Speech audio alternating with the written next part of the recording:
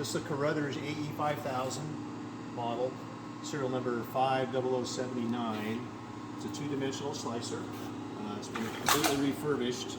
All new bearings, bushings, motors, gearboxes, anything that can wear has been replaced. All food contact materials have been replaced. Plastics, these sorts of things. So all that's brand new, including the belts. It's got again new motors. You can see that here. I'll open up the guards. Lower belt, upper belt, spiral motor, 2 horsepower spiral with the 10-to-1 stainless steel gearbox upgrade. It's a good upgrade, by the way. It's a little more sanitary for sure than the cast iron units. Gang knife motor and gearbox. All the motors are stainless steel for the, not all of them, but the spiral knife and gang knife are stainless steel. Did I mention it has an 1.5 inch gang knife cartridge in it? Per the customer's requirements. It's a chicken cutting application, so it has 62 thousandths thick blades on it. Again, new plastic components that come in contact with the product. You have the option of running 1, 2, or 3 spiral blades and setting it up with an 1.5 by 1.5 by natural height chicken breast application. I'd run it with 2 blades, so you're running your motors, in their power band in terms of the hertz.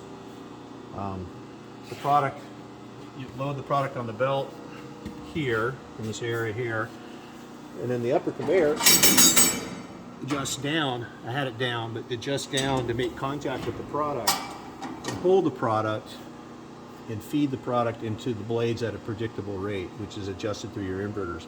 And the spiral knives turn at an adjustable through your inverters at a predictable rate to achieve your cut size. Again, 1, 2, or 3 blades, however we end up setting it up at the end of the day. As far as running it, let me close some guards. It will not run with the guards up, although I have bypassed the front guard, none of the other guards, and I will unbypass it before it ships. I did this just for demonstration purposes. Okay. So e-stop out, hit the start button. It doesn't work. Let me check something here. Close all the guards.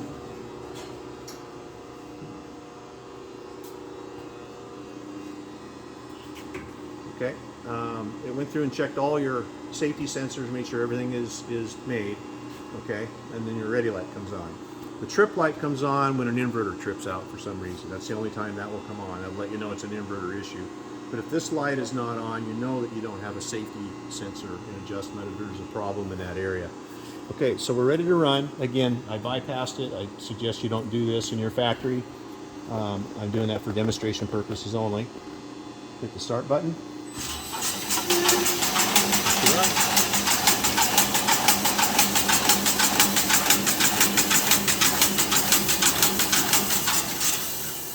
Okay, so I'm gonna open a few of the guards. I've tested all the sensors. I know they work, but for demonstration purposes, I want to show you that if you open a guard or two, it's going to shut the machine off. So I'm going to start it again. Open the back guard. Shuts off immediately. Reset it, hit the start button.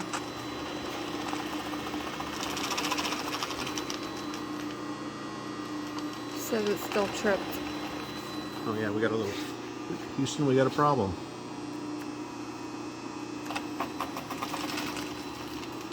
Okay, let me power it down and see what happens.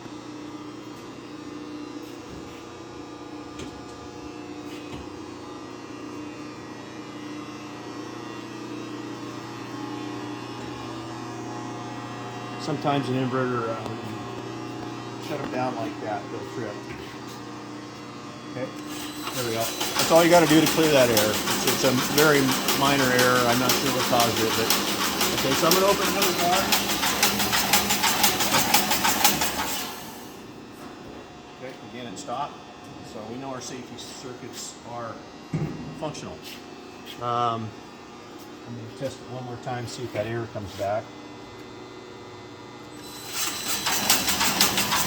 Yeah, again, I don't, it's just an anomaly. You just power it down, power it up, it goes away. Now I'm going to show the control system. It is a new control system.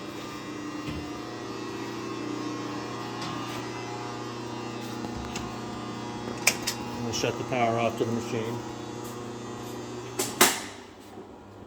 for safety.